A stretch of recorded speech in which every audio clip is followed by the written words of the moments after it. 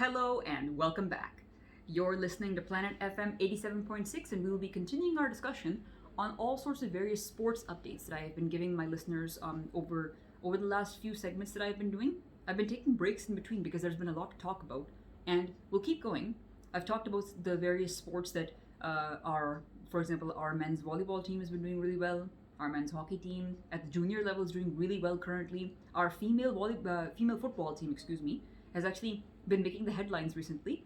And now, speaking of making headlines, I do want to talk about some a questionable headline that recently, I not only myself but a lot of and people in the cricket fraternity were talking about. I've talked about all the things we're doing right in various sports. In cricket, are we doing a lot of things right? Because according to the way that a lot of the various boards are going about their cricket currently, right now, at this very moment, it seems like we may not be making the right decisions. Because for those of you who are not following world cricket right now at the moment, I'm sure that you may know casually that a lot of the various boards, and some of the biggest boards, like England and India and Australia, are all playing Test cricket right now. There's Test series happening in England, in West Indies, even in Zimbabwe, which is crazy. Zimbabwe are, I think, if I'm not mistaken, in this World Test Championship cycle, which is a period of, I think, 2 years, where teams will play a certain number of test matches against a certain number of opposition in order to get the test mace. I know all of you know about that because of what South Africa did recently in the World Test Championship final.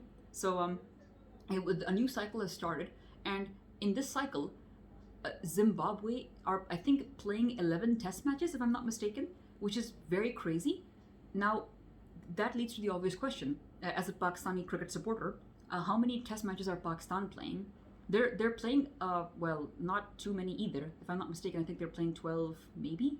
12 to 13 in the 2-year cycle. In this year, they're only playing 2 test matches against South Africa at home.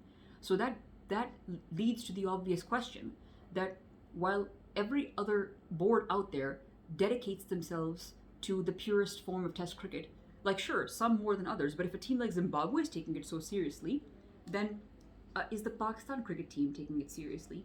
Some of the individual players may be, but is the board, are they trying to make it so that Test cricket is played more in and around Pakistan?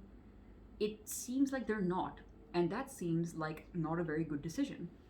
If we focus more on red ball, it's going to lead to a lot of benefits, right? Maybe not from a money-making point of view, but from a performance and from a refining talent point of view, making the best kind of players, they're the ones who play Test cricket. So if we really want to see improvements in our cricket team, the longest format of the game is key, at least in my opinion.